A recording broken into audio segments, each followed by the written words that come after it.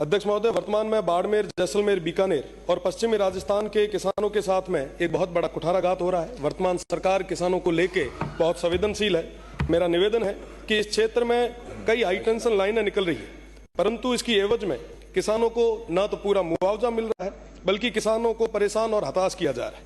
ये जो काम चल रहा है न किसी योजनाबद्ध तरीके से हो रहा है। कोई जो सर्वे हुआ है वो सर्वे को छोड़ के बाकी जगह अवैध तरीके से ये काम जो हो रहा है। मेरा निवेदन रहेगा कि इस और ध्यान रखा जाए। साथ ही साथ जो हमारे अन्नदाता है उनके हक और अधिकारों की सुरक्षा करना हम सभी की जिम्मेदारी है और प्रदेश की सरकार इसको लेके एक कोई ठोस कदम उठाए। साथ ही साथ सरकार की जो गाइडलाइन है उसको किसी भी तरीके से अभी फॉलो नहीं किया जा रहा है। ये वाकई चिंता का विषय है। साथ ही साथ कंपनियों को जो जमीन चाहिए वो उनके लिए एक जमीन छोटा सा टुकड़ा होगा, पर किसी अन्नदाता के लिए वो उसका जीवन जीने का एक आधार है। इसके लिए किसानों को उनका पूरा हक और अधिकार पूरे तरीके से मिले। हमारे उस क्षेत्र में किसानों के पास भूमि बहुत कम है और कई सारे किसान ऐसे हैं जिनके पास 5 से 7 बीघा जमीन ही है। एक पोल की वजह से वो पूरी जमीन कहीं ना कहीं कवर हो जाती है, जिसके कारण वो खेती करने में भी असमर्थ है।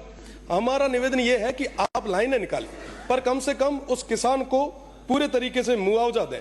वर्तमान में जो सहमत नहीं होता मुआवजे से, उस पर पुलिस और प्रशासन द्वारा एक दबाव बनाया जा रहा है, धमकाने की आए दिन ऐसी घटनाएं सामने आती है।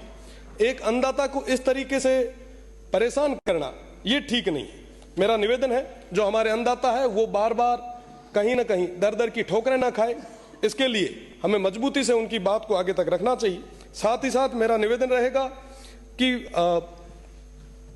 जो मुआवजे को लेके एक नियम बनाया है, मेरा निवेदन है कि इनमें भी संशोधन की जरूरत है और किसानों को पूरे तरीके से उनके हक और अधिकारों के तहत पूरा मुआवजा मिले, उचित मुआवजा दो।